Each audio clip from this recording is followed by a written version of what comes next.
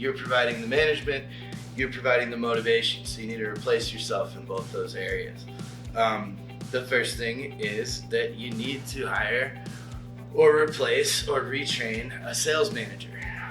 You might be a small company that feels like you don't have the money to hire a manager. You feel like maybe you can't afford it. But the question is actually, does it cost more when sales are down, or does it cost more to hire this manager that you feel like you can't afford? And the answer is pretty simple. It costs you a lot more money not to be making sales than it would to have a competent manager in place.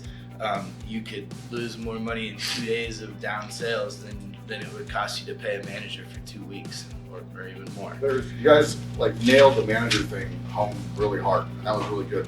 And I don't know how much more you guys had to go. I know you guys, the timer cut you guys off, but I feel like you guys went really all in on the manager.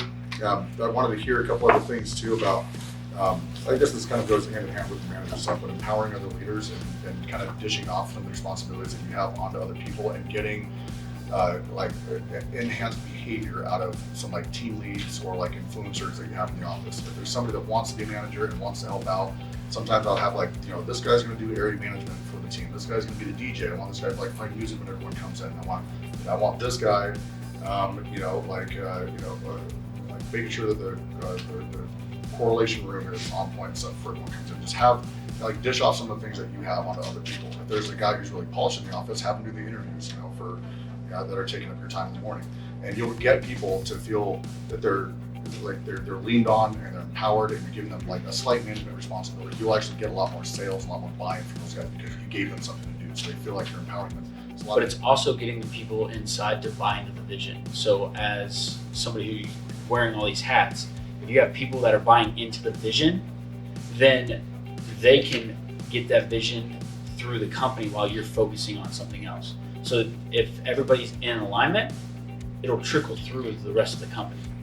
And that's huge for anybody. I just had a conversation yesterday with Caleb about it. But if you guys can take the vision and empower the people to project that through the company, you guys will be able to take a lot of those hats off, and everything will run smoothly while you're focusing on the business instead of in the business. So define it and delegate it. Mm-hmm. So I gave you guys an 8.5. I thought that you did a phenomenal job filling out the sales leadership position.